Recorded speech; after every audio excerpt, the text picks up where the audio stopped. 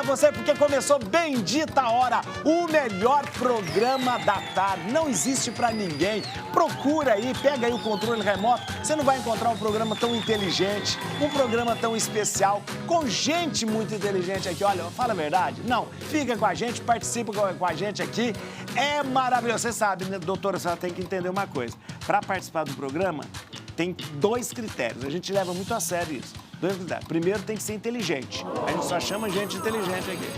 E o segundo critério, que é o mais importante, tem que ser bonito. Não pode ser gente feia. A gente vai na rede social da pessoa, a gente viu, ela tem 600 mil na... Se tiver muito derrubado, a gente não chama. Só chama gente bonita. Aqui, ó, e olha que beleza, aqui, ó. Olha aqui, ó, gente maravilhosa, o Tarek agora emagreceu, tá mais bonito. Olha aí, olha aí. Vou falar pra você quem tá com a gente aqui hoje, eu quero mostrar pra vocês, Dr. Tarek Nassif. Dr. Tarek, muito obrigado.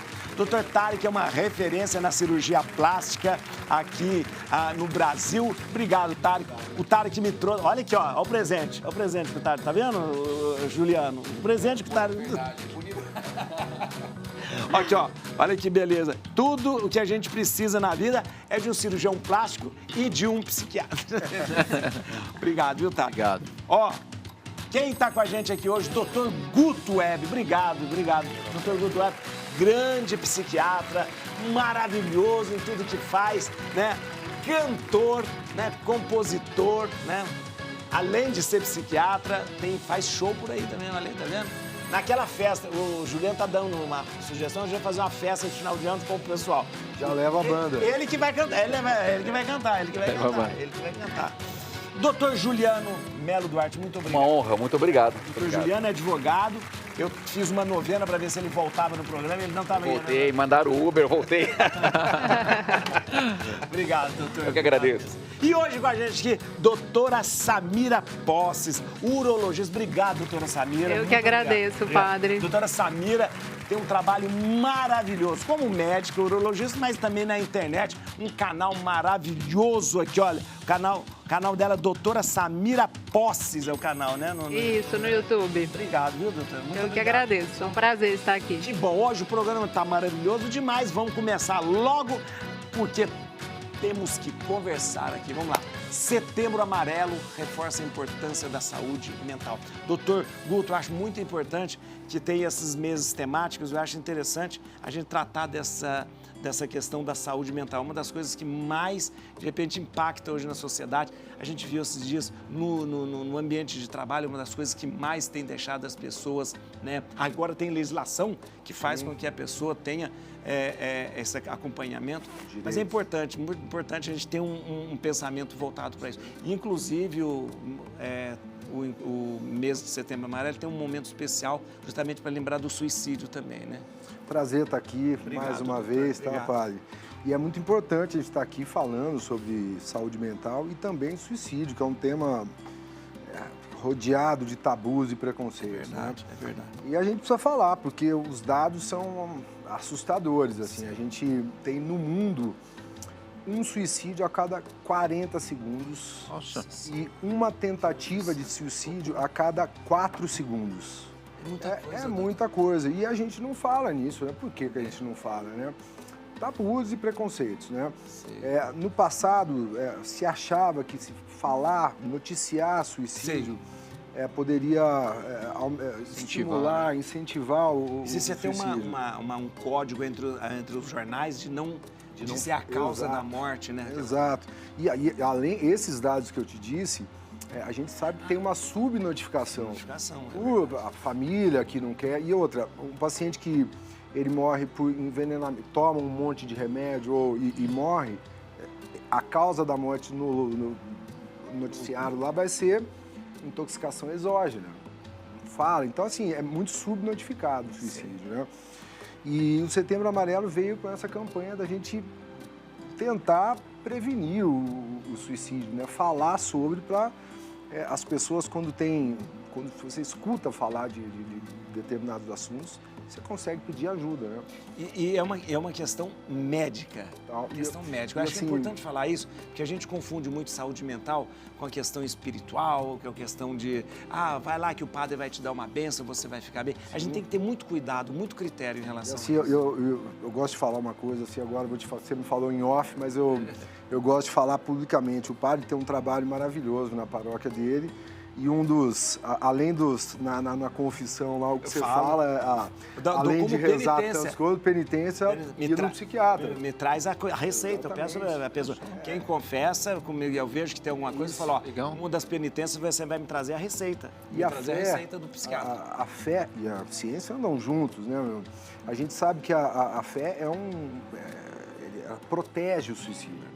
Claro que acompanhado de tratamento. Isso. Né? E eu sempre falo uma coisa, assim, que o suicídio não é sobre morrer. É sobre dor, é sobre tirar a dor. Ninguém quer morrer. Não é você a pessoa quer morrer. tirar aquela dor que é insuportável, é uma dor que a gente não consegue imaginar. Geralmente uma depressão antecede muito o suicídio. Na maioria dos casos, 99% tem um transtorno um transtorno psiquiátrico antes do suicídio, né? Na maioria tem. Alguns transtornos são mais comuns no suicídio, que é depressão, abuso de substâncias e transtorno bipolar. São os que mais cursam com suicídio, né? E também estilo de vida e laços sociais e tudo. Doutor, tem uma coisa que normalmente quase que imperceptível de repente. A pessoa não dá, às vezes, muitos sinais. Né? Por que não, padre? Porque, primeiro, porque tem muito preconceito. Às vezes é muito comum, a gente tem um dado muito interessante que 98% das pessoas que cometeram suicídio buscaram um tratamento antes. Pediram ajuda. Mas muitas vezes foram silenciadas, negadas, ou isso não é nada, para de frescura. Não foram levados a sério. E, além do que, também o tratamento psiquiátrico especializado no Brasil e no mundo é muito difícil. Vocês são médicos aqui, vocês sabem. A gente já faz 6 anos de faculdade. O que vocês aprenderam de psiquiatria em 6 anos? Muito pouco, né? Um mês de aula lá. Então, assim, é muito precário a saúde pública na psiquiatria. Então, falta atendimento, falta conscientização. Então, por isso que esse espaço que você está me dando aqui, eu agradeço muito o convite, que é muito importante. A psicoeducação é o que mais salva. Isso, eu acho interessante isso, porque a família, uma pessoa com um transtorno mental, ela não está sozinha, ela tem a família ao redor que precisa ter o conhecimento. Exatamente, eu sempre falo, uma pessoa que tem TOC, transtorno obsessivo compulsivo, o tempo dela, do início dos sintomas até ela buscar ajuda médica, é de 8 a 12 anos. Então ela vem com pequenos sinais. Fica com vergonha de falar, ninguém entende. Então, assim, as pessoas demoram muito para buscar ajuda, né? Então, falar sobre saúde mental salva vidas, viu, padre? Agora, a questão, eu acho interessante, e é importante saber que a psiquiatria, ela traz, né, e nesse tempo de reflexão de doença mental, nós temos tratamento, nós temos cura, né, doutor? Isso é importante que as pessoas saibam. A gente só não fala em cura nos transtornos psiquiátricos, porque quando você tem uma pneumonia, por exemplo, você tratou a pneumonia, a chance de você ter uma nova pneumonia é igual a quem nunca teve. Sei. Na depressão e nos transtornos psiquiátricos, a chance de você, depois que curado, entre aspas, a chance de você vir a ter novamente é um pouquinho maior a quem não teve. Entendi. Mas, assim, tratamento com vida absolutamente normal e vida 100% normal. É importante pensar, tem alguma coisa, procura ajuda ajuda psiquiátrica, vou ter o tratamento, vou ficar bem. Isso é importante. Maior forma de prevenção. Falar sobre, né? Buscar ajuda médica e psicológica, laços sociais, fé e estrutura familiar. Pronto, olha aqui. É isso. Tá vendo? Muito bem, olha, vamos ver aqui, ó.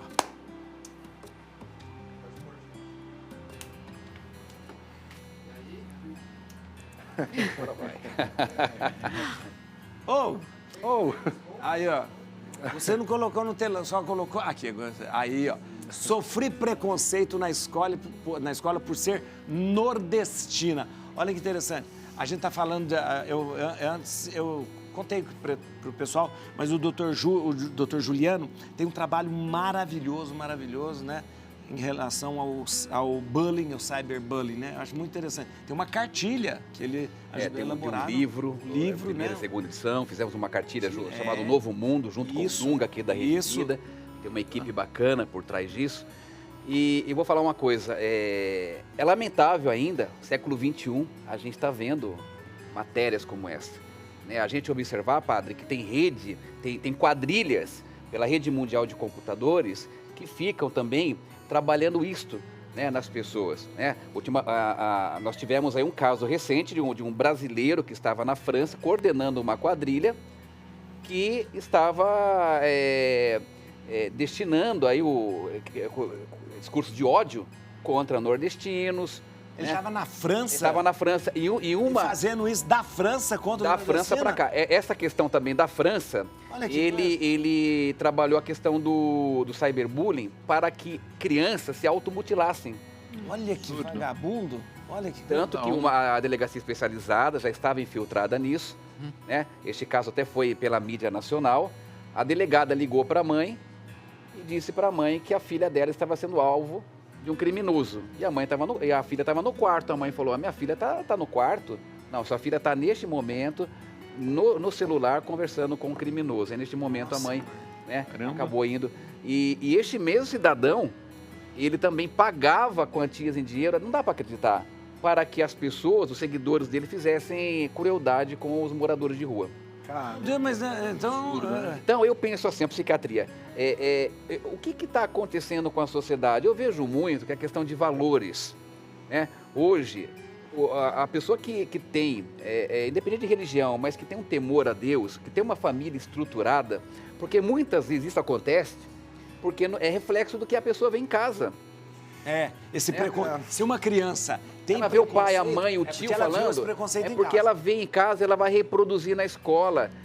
Olha, nas nossas idas e vindas e caminhadas por aí, nós tivemos vários relatos. Olha, eu reproduzo o que eu vejo em casa. E o celular também. Celular, né? Essa exposição ao celular, né? Numa determinada ocasião, tinha uma menina num treinamento, ela estava com uma blusa fechada até o punho, muito estranha. No final do evento, ela veio até nós e puxou, estava um frio, ela puxou, tudo cortado, padre, tudo mutilado, né? E ela falou uma coisa ali que deixou todo mundo ali, né, emocionado, né? Que ela faz aquilo para tentar amenizar um pouco a dor. Aliviar a dor. Da alma dela. Então ela faz aquilo na carne. É um transtorno. Então, é um comportamento normalmente de transtorno de personalidade. Isso nós não podemos mais admitir, porque além disso é crime. Sim. Então, é muito cruel hoje em dia, porque o impacto, nós temos os impactos jurídicos, criminal. É racismo, por exemplo? Sim. Você fala assim, você de repente tirar sarro de uma... Ele entra, a origem, entra no crime de racismo, ou injúria racial, entendeu? Então, o viés jurídico e o impacto psicológico, o trauma é muito grande. Um dado importantíssimo, assim, o aumento de suicídio entre jovens de 14 a 19 anos vem aumentando assim de forma exponencial. É a terceira causa de morte em adolescentes e jovens, dentre todas as causas. E de repente de repente é por causa de uma coisa, de um bullying, de uma coisa assim. Muito diretamente relacionada com isso. Não é mimimi, viu? Não é mimimi. Muita gente fala que é mimimi, mas tem a brincadeira, mas a brincadeira tem limite. A partir do momento que entra na afronta à dignidade da pessoa humana, né, os valores, enfim, peraí, vamos parar. Vocês viram aquele um português que estava oferecendo na internet 500 euros, ele com uma nota, falou, tô aqui, ó, 500 euros para quem cortar a cabeça de um brasileiro. Eu vi isso aí hoje, parece que foi preso, né? O cara, agora eu acho que eu vi isso hoje. Me corte a cabeça, traga a cabeça, corte bem rente no pescoço e me traga a cabeça de um brasileiro, porque para essa raça desgraçada... Tem um vídeo, eu vi um vídeo. Tem. Horroroso. Um português. Foi preso, foi preso, né? E vai responder. Aí depois a pessoa vai dizer que era uma brincadeira, aí você está dizendo que a brincadeira tem limite. Sim. Sabe que acho que a maior diferença que eu vejo no bullying de 20, 30 anos atrás é que você sofria um bullying, você tinha um tempo de elaborar isso, aí no outro dia você ia nas costas... Hoje, o bullying, você começa hoje, ele vira WhatsApp, não para, é 24 horas. E é espalhado, a internet espalha. Né, cara? É verdade, é muito sério, sim. Olha aí, ó. Estão tomando café? Olha, ó. Tomando Adriano, eu café. pedi para pregar uma peça de colocar sem açúcar pro senhor, mas não. A Laura jamais faria isso. Laurinha falou que A Laura jamais faria isso. Ele levou a Vocês não tomam sério. Sem açúcar? Sem açúcar. Gente, que coisa mais óbvio, sem graça. só dele que tá- Não, Mineiro, pô. Pelo amor de Deus, você não vai ligar a Tá até com medo de Nossa experimentar Senhora do agora, olha lá. Café está ali, muito... A senhora do café. É Nossa Senhora do Café mesmo. É mesmo? É, mas lá na Nossa Senhora do Café. Mas ela tomava com açúcar? Não, tomava com açúcar. É uma devoção lá em Machado, tem uma Legal. capela, Nossa Senhora do Café. Machado, do lado de Alfenas, Não, lá de Legal, Alfenas. padre, que legal. E é uma imagem que tem Cícero, aqui no Instituto Biológico, aqui em São Bacana, Paulo. lógico, pertinho do consultório. Com agora você lembra, Nossa Senhora do Café é com açúcar. Vibrolipoaspiração é melhor que lipoaspiração. Dr. Tarek, gente, se você quiser fazer uma lipoaspiração boa mesmo, aquelas lipoled boa, né? Lipoled, Com certeza. É com o Tarek. O Tarek não tem pra ninguém, gente. O Tarek não... Agora, o que é vibrolipoaspiração? É a mesma técnica da lipoaspiração, só que a gente usa um aparelho que ele tem uma manopla, que na hora que você pisa nessa manopla, aciona ela, ela vibra. Então, o que acontece? Aquela cânula vibra? Ela vibra, E aí, na hora que ela vai deslizar embaixo do tecido subcutâneo, ela desliza com mais facilidade. Então, é um facilitador para a lipoaspiração. Mas espera aí, é a mesma lipoaspiração e furando É aquela a mesma coisa, é o mesmo procedimento, é a mesma cânula, tudo, só que a gente vai com essa manopla e acoplado a essa manopla tem a ponteira da cânula da lipo. Então, tem um aspirador que fica ligado, que vai aspirar essa gordura, só que em vez de você ficar fazendo a força manual, ele vai você com o aparelho na mão, ele vibra e aí facilita a lipoaspiração. Você faz com vibra? Faço. E é melhor mesmo? É melhor, ele facilita. E fora isso, como você faz menos força com a mão e ela desliza mais fácil, você acaba traumatizando menos o tecido subcutâneo. Então, a vibrolipoaspiração acaba sangrando um pouco menos, você consegue agilizar um pouco mais a cirurgia, que você consegue ir um pouquinho mais rápido, porque você faz menos força. Força, né? E até uma tecnologia relativamente já antiga. Hoje em dia, na época do meu pai, só tinha cânula manual mesmo para lipar e era aquilo. Seu pai Hoje em dia, plástico? Plástico também. Né? Agora ele já aposentou. E aí ele só usava a lipoaspiração manual, né? Agora tem a vibrolipoaspiração e fora isso tem uma tecnologia que chama ultrassom, que tem algumas marcas, que antes da gente começar a lipar, a gente passa também uma cânula que tem uma energia na ponta, que é um ultrassom, e ela já emulsifica essa gordura. Então ela já solta essa gordura, para na hora que a gente vir lipoaspirando, ela já sai com maior facilidade. Nem precisa se traumatizar. E ela é importantíssima, por exemplo, para as lipos secundárias, terciárias, porque hoje em dia o paciente às vezes fica mais preguiçoso, não quer ir fazer atividade física, e ele fala, quero fazer uma lipinho aqui, engordou um pouquinho e recorre para fazer uma lipo.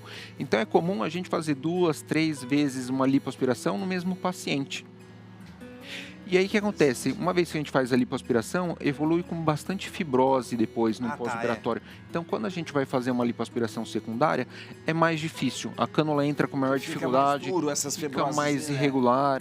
E aí quando a gente usa esse ultrassom antes de começar a lipoaspiração, facilita muito. O ultrassom é numa cânula também. É uma cânula também, que tem uma energia na pontinha dele. É igual aquele negócio de tirar tártaro, né? É um ultrassom de tirar tártaro. É semelhante, é a tecnologia do ultrassom. Ultrassom, né? Pós-operatório, muito melhor também. Muito melhor também. E ainda fora o ultrassom, depois da lipoaspiração, ainda tem as tecnologias de retração de pele. Que hoje em dia tem com gás argônio, gás hélio. O que acontece também? É uma cânula que vai... É como se fosse um laser, só que é uma radiofrequência com um gás argônio, um plasma. Que depois da lipoaspiração, a gente passa também essa cânula, ela solta essa energia, aí ela vai colar essa pele na fáscia muscular. Então melhora muito a flacidez de pele na lipoaspiração, que uma vez que você tira o conteúdo, acaba sobrando um pouquinho de pele. Espaço ali também, né? E aí ela encurta essas fibras septais, esses túneis, e cola a pele, dá uma retração em alguns casos de 70%, 30%, até 50%. Porque, na verdade, a gente, quando faz aspiração, você tem que usar a cinta para dar essa apertada ali, né? Isso, para ele ficar... Pra diminuir edema, para a pele colar. Para a pele colar também, né? Também. Então, ele ajuda, então, a pele colar. Ele ajuda muito. São tecnologias, hoje em dia, não é só uma lipoaspiração, né? Por isso que até que alguns procedimentos que a gente antes era mais rápido, com o advento das tecnologias, a gente aumentou um pouco o tempo cirúrgico. Então, para cirurgias de contorno corporal, muitas vezes a gente acaba fazendo só o contorno corporal. Porque para passar ultrassom, vibrolipo, depois tecnologia de retração de pele, acaba estendendo e você o tempo não processa, primeiro passa o ultrassom, depois passa a cânula, Isso. depois passa sequencial. o gás lá também. É isso aí. E para finalizar, passa a tecnologia de retração de pele. Nossa, que interessante. Olha. Gente, o Tarek é maravilhoso. Eu falo assim, ó. Quando eu fizer a lipoaspiração, vou fazer com o Tarek, mas eu não vou dizer pra ninguém.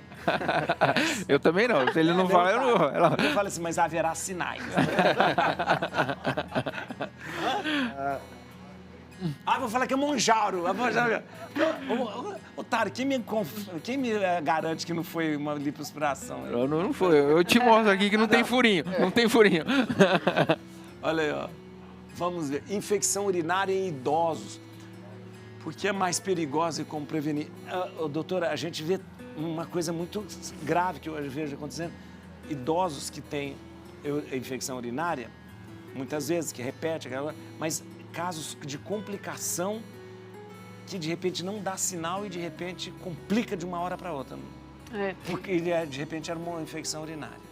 Infelizmente, a infecção urinária do idoso ainda é um grande desafio, né? Porque existe uma linha muito tênue entre o subdiagnóstico, entre você não dar o diagnóstico e o hipertratamento. Tá. Então, a gente acaba pecando, muitas vezes, profissionais da saúde nas duas linhas. Deixar passar um diagnóstico, porque o quadro clínico, a começar por isso, ele não é tão florido. O idoso raramente vai ter aquela clínica de disúria, ardência, desconforto. Febre, quase não tem febre. Exatamente, por conta do sistema imunológico que vai mudando. Então, os sintomas, o índice de suspeição para a infecção urinária, ele precisa ser mais alto, né, frente a um paciente idoso. Até porque a clínica, muitas vezes, é uma alteração de comportamento. Sei. Ele fica mais adinâmico, ele fica hipoativo, para de comer, alterações cognitivas. Que às vezes não tem nada a ver com uma infecção clássica, né? Não lembra em nada um quadro clínico de uma cistite, por exemplo, num paciente adulto, que vai ter aquele quadro de dor na região da bexiga e tudo mais. Às vezes o idoso para de conversar, pode ter confusão mental, agitação, sonolência. Então, frente a um quadro desse, muitas vezes o diagnóstico passa despercebido. Sei. Um outro desafio é a questão do hipertratamento. As infecções urinárias, elas são responsáveis por 30% dos diagnósticos infecciosos em idosos.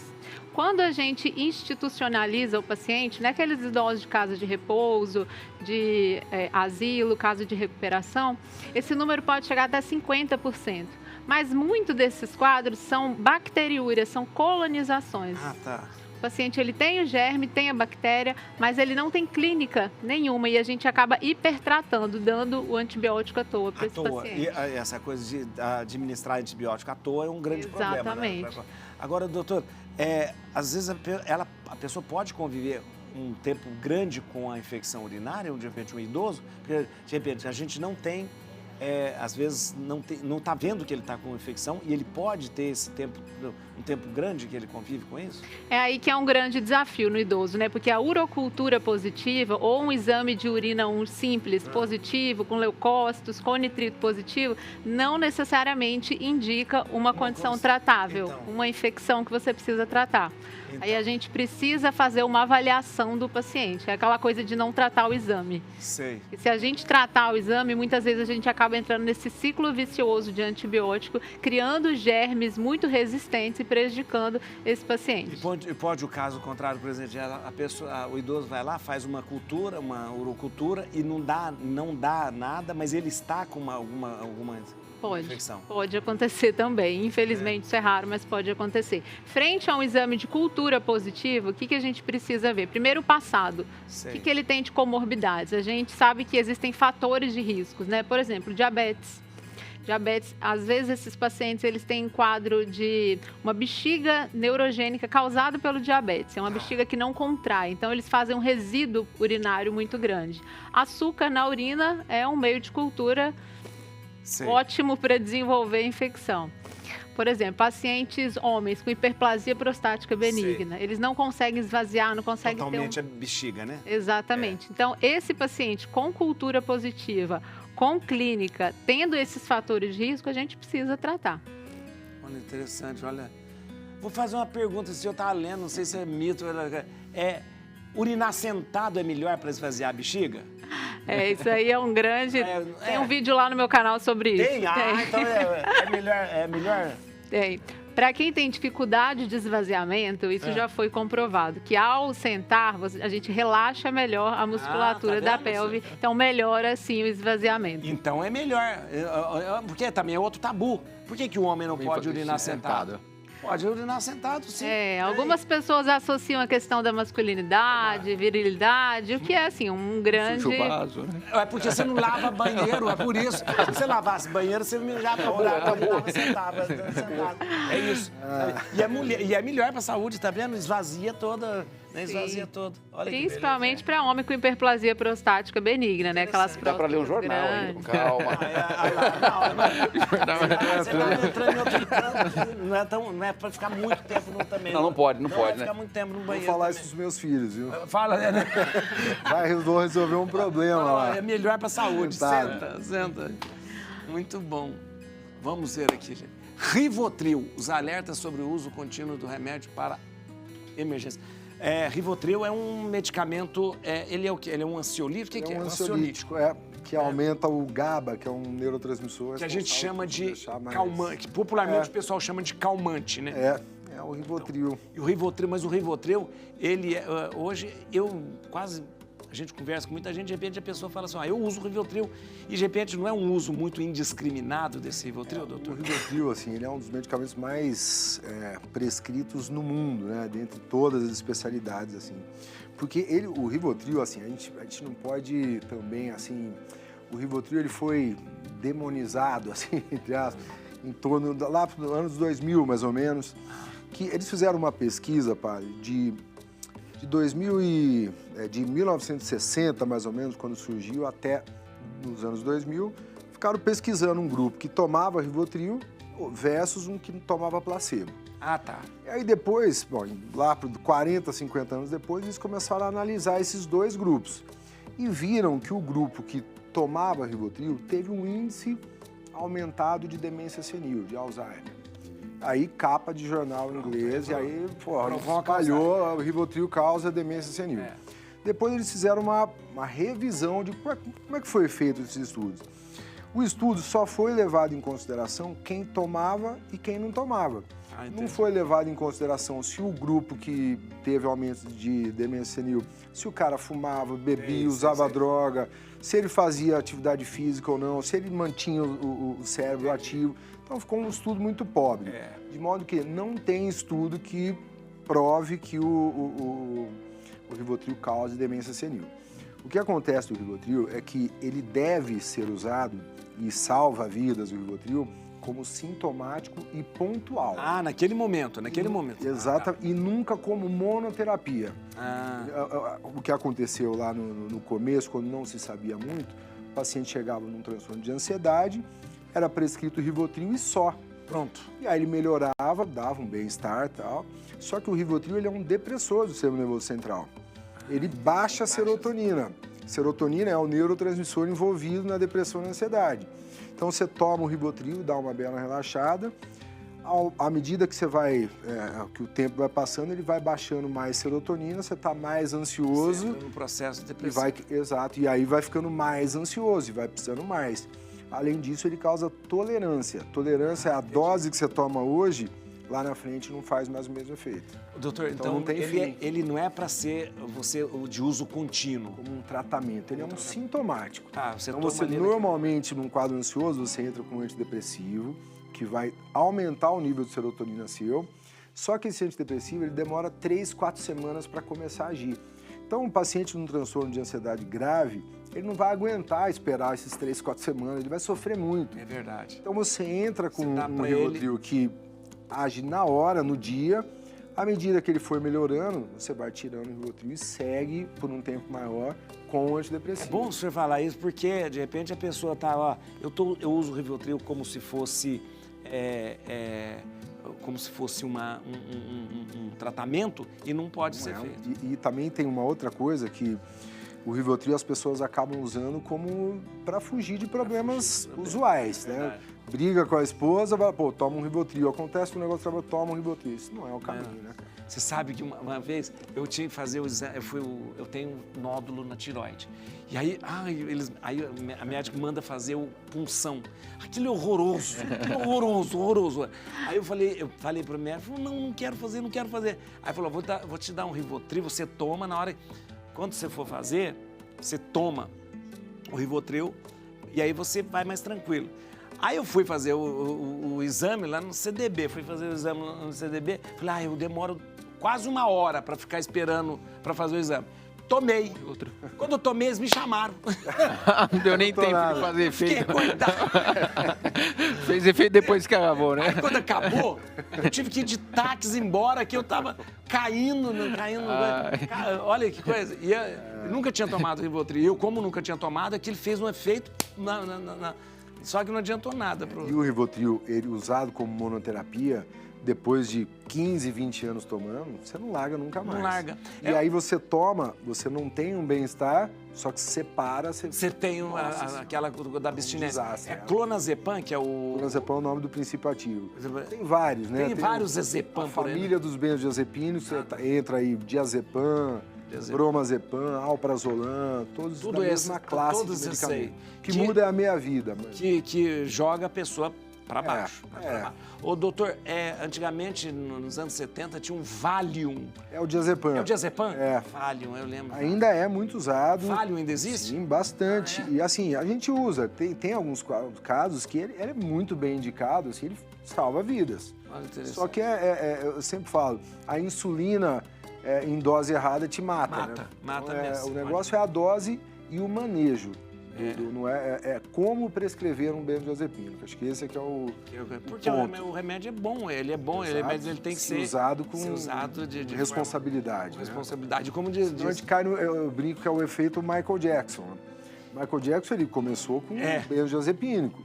E aí ele ia para shows, adrenalina de um show, né, para uma multidão, ele queria dormir rápido. E começou a usar benzodiazepínico, ele foi aumentando, nada mais fazia efeito. Aí ele foi para anestésico. E tem uma coisa importante, não adianta, a gente não pode tomar remédio sem o médico estar acompanhando. Não adianta. A gente sabe que é só com receita azul, controlada, mas a gente sabe que no Brasil, infelizmente, se você der um Google lá, você consegue a receita que você quiser. E depois, tem uma outra coisa também na psiquiatria, é o seguinte, a pessoa ficou bem com o remédio, ela fala assim, pronto, eu não volto mais no médico, só vou tomar isso aqui o resto da minha vida. Isso, exatamente. Indica pro vizinho, né? Indica. Isso aqui é ótimo. Serviu para mim.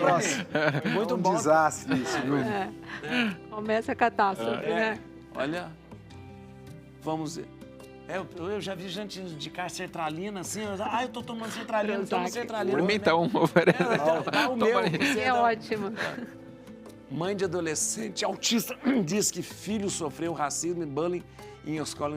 Projeto na Alerj busca combate de preconceitos. Eu acho interessante, essas denúncias são importantes, eu acho que são feitas, né? Quando a pessoa percebe, ela precisa... É importante, nós temos a lei de 2015 que criou o Programa de Combate à Intimidação Sistemática, que é o bullying, o cyberbullying, né? Obrigando escolas a realizarem projetos de combate a todo tipo de violência. Em 2018, incluiu na LDB, que é a Lei de Diretriz e Base da Educação. Então, as escolas são obrigadas, sob pena de responderem na justiça solidariamente, né? A responsabilidade civil objetiva, né? Então, o trabalho, na verdade, a gente sempre fala isso, é um trabalho conjunto. A família, né, o núcleo familiar, ele educa os primeiros valores, é tudo constituído ali. Muitas vezes os pais querem jogar essa responsabilidade também para a escola. A escola escolariza, então a gente tem que entender isso de acordo com a grade curricular, aquela coisa toda. Para que isso funcione, para que a gente tenta prevenir, combater essa questão de violência nas escolas, de preconceito contra, seja de origem ou filho autista, a gente tem que fazer um trabalho formiguinha em conjunto. A própria lei fala escola, família, sociedade, a comunidade escolar envolvida. Porque não adianta, é importante ter no papel. O papel é bonito, a gente tem várias leis, mas efetividade. O poder público também entra muito aí com campanhas, mas eu digo, padre, se não houver um envolvimento de todos, da família, principalmente a família, porque temos o bullying familiar e relatos de menores que são abusados em casa, o pai é alcoólatra. Nós tivemos uma vez um menino que chegou até nós e falou, não tenho estrutura familiar em casa. Né? Meu tio me bate, eu já fui violentado, meu pai é alcoólatra, eu vou chegar na escola, ou eu vou ser um autor de um bullying, ou eu vou ser uma vítima. Então, é muito triste. A realidade é bem cruel com relação a tudo isso daí. Então, tem que ter um cuidado. Sim. E a responsabilidade das escolas também está aí. Tem muita escola que ainda não se adequou ao programa. Né? E agora, a partir de 2024, está no Código Penal Brasileiro a figura do bullying. Agora tem. E o cyberbullying com pena de 2 a 4 anos de reclusão. Mas não adianta, o espírito da lei não é punir. É ver pela raiz aonde que está o problema. E vamos cuidar disso, para que lá na frente o reflexo seja outro. Um grande problema que eu vejo também, assim, dos pais e mães e tal, é que na minha época eu sofria bullying danado. Resolvia na escola. Na minha época eu apanhei, tá tudo certo, então eu vou bater e tal. Então, essa é uma coisa. O que você fala para esse tipo de pai e mãe, né? As famílias hoje estão mais fragilizadas por uma série de fatores. As redes sociais, então a sociedade, eu digo que eu não sou psiquiatra nem psicólogo, mas eu acho que precisa abrir um pouco os olhos, um pouco mais de empatia, os valores, isso é importantíssimo. Eu vi um cara falando, eu esqueci quem, mas ele falou, a sociedade evoluiu, tá? Mas na medicina a gente fala que um paciente também evolui para o óbito, né? Não necessariamente evoluir. Um passo para frente, Tá crescendo, né? Para finalizar, eu vou além. Hoje em dia é um absurdo. Pais extremamente imediatistas, as crianças extremamente ansiosas, né? E isso reflete significativamente. É verdade. Gente, o pessoal muita gente participando aqui, ó. O Júnior tá falando, parabéns pelo programa, legal, interessante, esclarecedor, convidados muito inteligentes. Eu falei isso, a gente inteligente. Mas tá perguntando aqui, ó, o Júnior tá perguntando, pergunta pro doutor Guto se sertralina provoca Parkinson. Já vi reportagem dizendo que isso é verdade? Não. Não é verdade, gente, não é verdade. Tem nenhum estudo que fala isso. Tá bom. E ó, a Denise Santos está perguntando aqui, ó. Gostaria de saber da doutora se existe alguma vacina para infecção urinária. Devia existir mesmo, uma vacina para infecção urinária. Né? Não, sim, na verdade, no atual cenário, a gente usa muito uma vacina via oral, em forma de cápsula, mas que ela é contra uma determinada espécie de bactéria. Então, não dá para generalizar. É um tipo não. É um imunizante mesmo. A gente costuma fazer um tratamento prolongado, 90 dias, 3 meses, em pacientes que têm infecção urinária de repetição. Mas aí que é importante colher a cultura, evitar o uso vicioso de antibiótico, para a gente saber que germe que a gente está lidando. Mas uma ideia interessante, uma vacina. Os cientistas vão começar a pensar isso, né? Uma vacina para... Blefaroplastia híbrida traz os avanços no cuidado com o olhar. Blefaroplastia, doutor Tarek, é a bolsa aqui. Isso, é a bolsa e a pele. E a pele em cima. Da superior quanto a inferior, né? Que a gente vai envelhecendo, vai desabando o terço superior da face, né? Acaba caindo, né? Todos os ligamentos, vai ficando com frouxidão. E aí a técnica convencional é realmente a gente tirar um fuso de pele tanto em cima quanto embaixo e já aproveita e já trata as bolsinhas de gordura, né? Isso é gordura? Essas bolsas é gordura? Na maioria das vezes é gordura. Eu tenho 2 bolsas. Um pouquinho de bolsa aí. Vuitton. E aí, sempre que a gente vai fazer, já trata, né? O que é importante frisar que essa é uma das 3 cirurgias mais realizadas no Brasil em termos de cirurgia plástica. As primeiras são a lipoaspiração, depois prótese de mama e aí, em terceiro, blefaroplastia. Doutor, e ela é um corte que é feito aqui em cima? É bem no sulco palpebral aqui, então fica um cortinho imperceptível, cicatriza muito bem. E aí tira a pele, aquela pele excedente. Tira a pele, todo esse fusinho aqui de pele resseca e tira. E embaixo também o corte pode ser dentro? Em alguns casos, por exemplo, que quando o paciente só tem a bolsinha de gordura, não tem flacidez de pele, dá para fazer transconjuntival, então vai por dentro do olho só para tirar a bolsinha de gordura. Mas tira?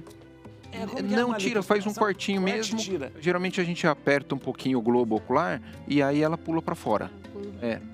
E aí, mas aí os pontos é por dentro também? Aí não precisa dar pontinho, não precisa por dentro. Ponto, ele fecha imagina sozinho. aquele negócio no olho, arranhando a gente. Senão, isso aí, porque senão irrita. Geralmente é anestesia local mais uma sedação. Para o paciente dormir. Isso. Quando é só superior, é tranquilo, assim, dá até para fazer na clínica. A superior é mais fácil? A superior dói menos. A inferior que tem que fazer um descolamento um pouquinho maior, e quando vai tratar essas bolsas de gordura, por exemplo, na parte de baixo, pode dar até uma manobra vasovagal, a pressão cai, dá bradicardia, então já é um pouquinho mais arriscado. Tem que ser no hospital. Então, o ideal é fazer, quando for tratar inferior, fazer em ambiente hospitalar. Hospitalar. Doutor, é muito sério que esse tipo, embora seja simples, porque o doutor Tarek é maravilhoso como cirurgião plástico, mas é uma cirurgia que tem que ser feita com médico, gente, com médico. Com certeza. Com médico e tal. É porque a gente já teve um caso aqui de uma pessoa que teve um problema, uma complicação. Até dentista, né? A gente vê que agora que estão mudando um pouco as regras, né? Geralmente quem faz cirurgião plástico, oftalmo também faz e o otorrino também faz. Também faz. E é uma cirurgia, porque a gente fala, é uma cirurgia relativamente simples. Mas pode dar muitas complicações. Até umas vezes você vai infiltrar com anestésico local, se de repente o paciente divertidamente mexe, pode fura o olho mesmo, pode dar complicações. Se ressecar muito, principalmente o excesso de pele da pálpebra inferior, acaba dando ectrópio, depois o paciente fica com o olho aberto, aí dá úlcera de córnea, dá ressecamento, aí é mais difícil tratar as complicações. Tem que fazer uma cantopexia para fixar o cantinho do tarso aqui para levantar ele, então é simples, mas... né? Um tanto que vá tudo bem, né?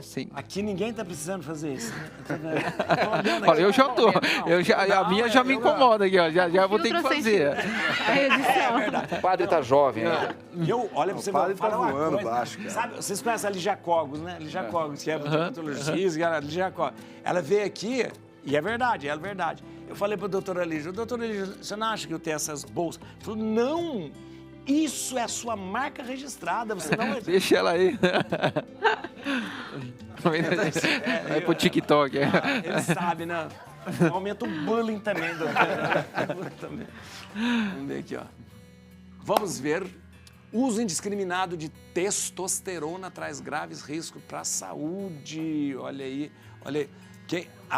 Quem que eu vou falar aqui? Com a doutora Samira. A doutora Samira tem um canal maravilhoso. Um canal no YouTube que é muito interessante porque ela cuida da saúde masculina.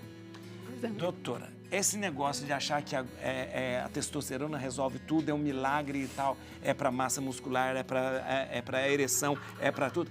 Pelo amor de Deus, então a testosterona é fonte da juventude? Calma lá, né? Não é bem assim. Infelizmente, hoje vende-se muito na internet essa cultura de que testosterona virou uma poção mágica, né? É verdade. É a fórmula da juventude e é completamente o contrário, né? A gente precisa deixar claro que testosterona é um remédio, não é um suplemento. Portanto, precisa de indicação e é um tratamento. Né? A gente usa testosterona para pacientes com hipogonadismo, com deficiência. Tem deficiência. Exatamente, para homens que sofrem de hipogonadismo, que é a insuficiência de testosterona. O que a gente vê hoje em dia, infelizmente, é o uso indiscriminado para melhorar a performance em academia, para melhorar a massa muscular, para aumentar a força, essas coisas. Exatamente. Mas aí passou a ser uma coisa estética. Exatamente. Deixou de ser um tratamento para ser um recurso estético. O Conselho Federal de Medicina já se pronunciou há 2 anos atrás com uma portaria que proíbe o uso para fins estéticos em academia, né? Fins de aumento de performance, isso tudo é contraindicado. Doutora, né? A pessoa produz a testosterona, o homem produz, a mulher também, mas o homem produz uma quantidade maior de testosterona. Sim. Muito bem. O que é considerado hipogonadismo, que é pouca testosterona? Os valores numéricos variam muito de laboratório para laboratório, né? Mas a gente tem uma faixa ali que entre 200 e 300 a gente já começa com índice de suspeição clínica. Acima de 300 é normal, a pessoa não precisa fazer reposição, nada disso. A gente precisa associar sempre a faixa etária, né? Quando a gente fala de um paciente de 60 anos, é diferente de um de 30. Isso. Tá? Níveis suprafisiológicos para um paciente de 60 anos já é uma testosterona acima de 800. às vezes eu pego 60 anos. Uma testosterona de 500, 600, tá ótimo, tá? É super fisiológico. Agora você pega um paciente com 20, 30 anos que teria que estar ali no ápice da produção hormonal dele. 1000. Às vezes o paciente de 20 chega com testosterona de 1000, 1200, isso é fisiológico, tá? O que é suprafisiológico para paciente mais velho. Tá. Mas geralmente esse corte aí de 200 a 300, a gente precisa suspeitar, principalmente quando o paciente tem clínica. Porque o diagnóstico ele não é só numérico, né? Ele não é só valor. Então, a gente doutora, precisa... Eu estou perguntando isso porque é o seguinte, a pessoa tem aí bastante testosterona normal. Se ela vai usar testosterona, não acontece o fato de que o corpo deixa de produzir testosterona? Sim, existe. Existe, assim, um similar à menopausa, existe a andropausa, né? A andropausa é a deficiência de testosterona no homem, geralmente acima de 50 anos, quando associada à clínica, né? Aqueles sintomas físicos de esgotamento físico, cansaço, disfunção erétil, queda do libido, às vezes algumas alterações cognitivas, dificuldade de concentração, insônia. Então, tem uma clínica florida. Mas quando a gente opta por fazer a reposição, se a gente dá a testosterona exógena, intramuscular ou transdérmica em forma de gel, a gente inibe o eixo endógeno. Inibe o corpo produzir, porque o corpo vai entender, eu não preciso produzir, porque ele está vindo de fora. Exatamente. Isso vai causar um problema lá na frente para a pessoa. Ela vai ter que ficar tomando testosterona a vida inteira? Exatamente, padre. Para o paciente jovem, essa é uma grande preocupação. Então. A gente precisa pensar na fertilidade desse paciente, no desejo de prole, né? E o que acontece hoje em pacientes que usam para fins estéticos em academia é isso, acabam usando sem ter essa noção de que podem estar causando um quadro de infertilidade definitivo, mas existem outras formas, por exemplo, medicações via oral, que a gente pode estimular o testículo a produzir testosterona. Que não é a testosterona exógena. Mas aí, doutora, só para naturalmente, o que produz a testosterona? Para que a pessoa fale, eu não vou tomar testosterona, mas eu quero produzir testosterona. O que é? Nós temos um eixo, né? Um eixo que começa no cérebro, né? Hipotálamo, hipófise testicular. Então, são estruturas do cérebro que mandam sinalizadores para o testículo, que vai estimular o testículo a produzir. O testículo que vai produzir, as gônadas que vão produzir. Exatamente. Isso. Então, a gente tem o LH, o FSH, que são substâncias que a gente consegue estimular para que eles sinalizem para o testículo tentar aumentar a produção de testosterona. Isso de forma fisiológica. Eu digo, mas e coisas que a gente... Porque, pessoal, se você fizer bastante exercício, você também vai fazer o seu corpo produzir testosterona. Padre, eu sempre falo para os pacientes, antes de começar qualquer terapia hormonal, o tratamento farmacológico ele é tão importante como mudanças de hábitos de vida. Exercício físico. Musculação. E para homem, a gente está falando de grupamento muscular grande. Então, malhar a perna, né? Que os homens não gostam de fazer. Leg day. Malhar. Leg day. Quadríceps é muito importante. Porque eu gosto de ir na academia fazer... Eu faço um exercício na academia que só eu e as mulheres fazem, de pélvico. Ninguém usa aparelho. Agachamento. Só eu. Isso é ótimo, porque você estimula o músculo a produzir receptor de testosterona. Interessante. E ativa a sua produção. Olha que interessante. Agachamento, treinar a perna, leg press, tudo isso é bom para a testosterona. Exatamente. Além disso, comer bem. Comer bem. A gente precisa descascar mais e desempacotar menos. Comer bem, comer certo, né? Exatamente. Mais alguma coisa? Comer bem, atividade física, combate ao sedentarismo e à obesidade, controle de comorbidades é muito importante, né? Glicemia. E ela vai falar uma coisa interessante, que todo médico que vem aqui, doutor... Dormir bem. Impressionante. Eu falo assim, eu chamo de Santíssima Trindade. Santíssima Trindade, é isso. Todo médico que vem aqui, roda, vai assim, comer bem, dormir bem e atividade física. É isso. É o básico que sempre funciona. Impressionante. Olha aí, que Quando beleza. a gente fala de saúde hormonal, é mais importante ainda, porque a testosterona ela é produzida à noite, né? Nos nossos ciclos de sono REM. Por isso que acordar também à noite, até para urinar várias vezes, prejudica a sua produção hormonal. que você falou suprafisiológico? O que é como que falou? Se for mais de 800, não é suprafisiológico? A suprafisiológica é quando começa a oferecer risco, né? A gente... Depois fazer consulta com ela. Consulta com ela, que eu tenho... A gente... Peguei os exames esse dia. Nenhuma reposição hormonal está isenta de riscos, né, padre? Então, assim, mesmo para o paciente com indicação, a gente sabe que aumenta a incidência de eventos tromboembólicos, AVC, infarto agudo do miocárdio, acidente vascular cerebral, aumenta o sangue engrossa, né? Aumenta o hematócrito, a hemoglobina, às vezes os pacientes precisam fazer sangria. E essas consequências, né, piora do colesterol, surgimento de hipertensão arterial sistêmica, estão associadas ao uso suprafisiológico, quando está além. Por isso que o uso precisa ser regulado.